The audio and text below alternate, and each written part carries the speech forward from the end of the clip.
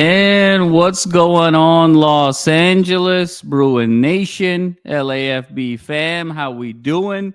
The Madman here, riding a little bit solo. This is going to be a bit more of a Bruin bite here. Thriller's going to be joining me in a few days. We're going to be hitting up that open scrimmage and breaking it all down for you as that dynamic duo, as we always do.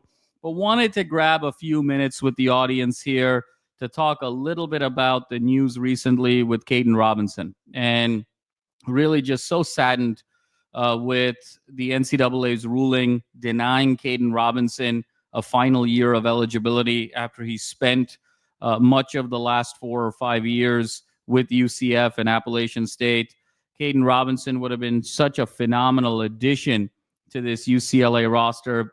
Bigger physical receiver, even though he was only 6'2", he sort of played bigger, had a bigger catch radius, very much stylistically in the ilk of an Elijah Surratt at Indiana. Obviously more to go there to reach that status, but that was who he was stylistically, and really thought to be brought in to really strain all three levels of the defense, be able to get open in sort of under 10-yard scenarios, get open in that 15 to 20-yard range, and also be able to stretch the field vertically. So when you lose a player of that caliber, obviously you're so saddened for him, number one, and you're also looking at the wide receiver room here at UCLA and saying, okay, who's got to step up and what has to happen next? But for Kaedin Robinson, we'll just sort of close here. Just wish him all the best. I know that there's some other legal venues to be able to go and see if there's a reversal of the decision moving forward and whatnot, and appeal. But effectively, those appeals processes are going to be months down the road. And in essence, his availability for this 2025 season is over. And so we just wish him all the best and hope everything works out for him, as he undoubtedly has a bright future, both collegiately as well as potentially at the next level. And so the question now becomes, where does that leave UCLA's wide receiver room? Because now you're down Kaedin Robinson, and you're also going to be down Rico Flores. As folks recall, Rico Flores, the transfer from Notre Dame last year, showed so much promise against Hawaii, particularly in that opener, and really looked like Thriller and I thought he was going to be wide receiver one coming out of spring and fall last year. Had some injuries and hasn't been able to get back on the field. We're cautiously optimistic that he's going to come back in October. But again, with that much time off, coming back in October, I don't know if 2025 is realistic for Rico Flores to have a big impact, where he's really looking at that from a 2026 standpoint, where he can really jump in and make some big dividends for this roster. So if we assume we're down Kaedin Robinson and we're down Rico Flores Jr., how does this wide receiver room stack up? And what can we look forward to as Bruin fans and supporters? And I think the room is a little bit more streamlined, but I think there's sort of an opportunity now for some more role clarity and for guys to be able to step up. And when you think about that wide receiver room, the first person that you have to think of, no conversation can really begin without Quasi Gilmer, the rising sophomore who's, 6'2", 190 pounds. He had 31 catches, 345 yards, 2 touchdowns last year as a true freshman. Showed tremendous promise, particularly in that Nebraska game where he broke out. He showed some tremendous flashes in the Washington game late last year.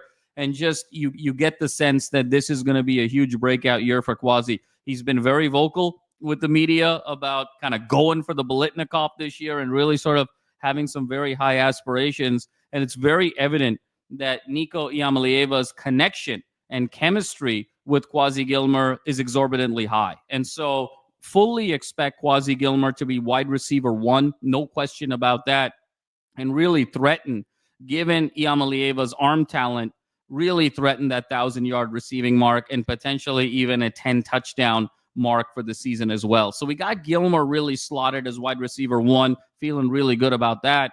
And I think wide receiver two fits in very nicely. Our old friend, old reliable, our great friend TMA, Titus Mokiao Atimalala, whose family, such great supporters of this show. We love him. We love his family. And I think this is really an opportunity for TMA now at 6'1", 190 pounds to really definitively take that wide receiver number 2 position and have a big year. Titus is someone that can play very, very comfortably in the slot and really play that 8 to 10 yard game, but then also kind of get into that 15 to 25 yard range. A really sophisticated route tree with Titus. I think he has the ability in terms of inside slants, in terms of corner routes. He just sort of has a sense and a knack of getting open and understanding defenses. Last year, he had 28 catches, 294 yards, and a touchdown. I think we're really expecting him to build upon that. He's been a 3-year veteran.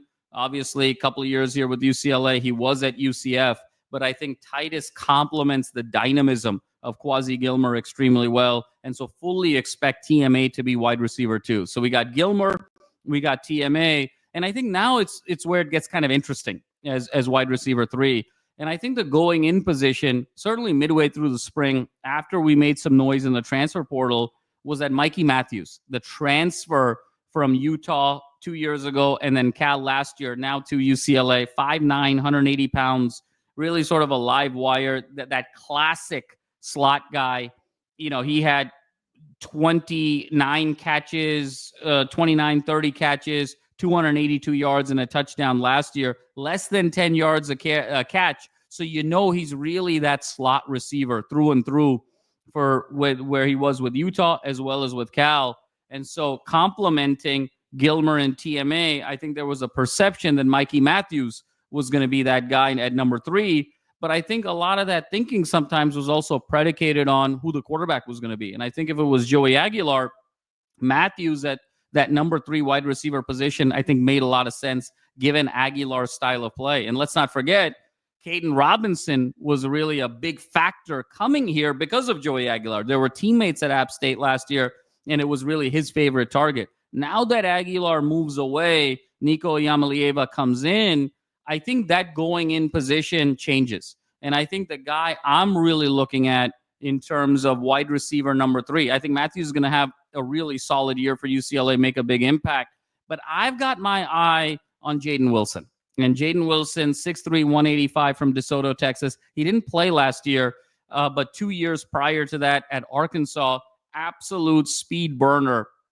And at 6'3", he's now the tallest guy in this receiving room, essentially. And because when you think about Gilmer, 6'1", 6'2", Titus is 6'1", 6'2", and then you got Mikey Matthews at 5'9", having Jaden Wilson's speed, number 1, but also his size, number 2, I think makes him a unique combination to come in and be that wide receiver number 3 in that first unit. Because let's not forget, Iamaleava loves to air it out. I mean, he's got significant arm talent for a reason. He's got a huge gun. We saw it last year at Tennessee. He's going to take his share of shots.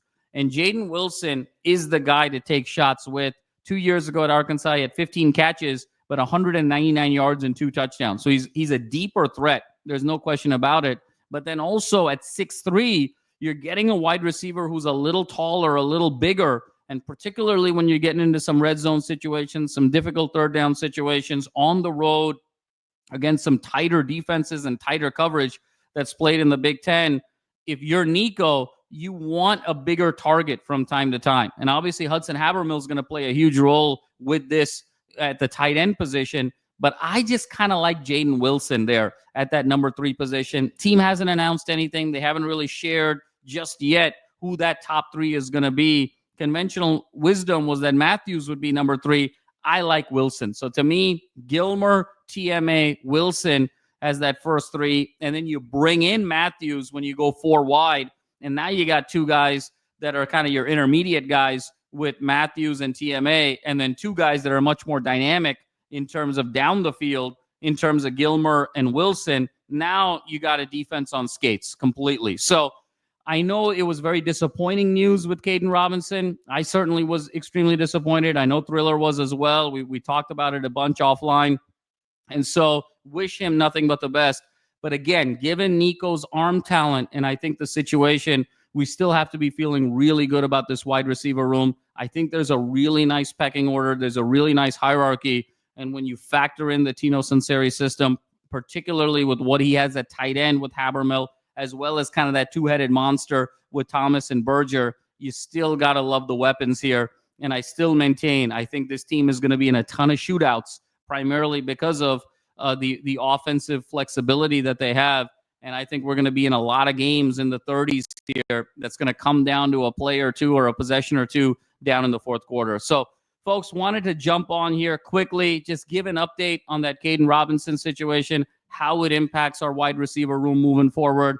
But we're going to be jumping right back in a few days. Thriller and I are going to have a ton of coverage from the open scrimmage, who we like, who are some unsung heroes, who are some surprises, who balled out, what we saw, the dynamics both on the field and the locker room. So absolutely excited to provide all of that coverage to all of you. And hard to believe we're just about 10 days from the opener in the Rose Bowl against Utah. And we just absolutely cannot wait. And folks, thank you so much as always for all of the support.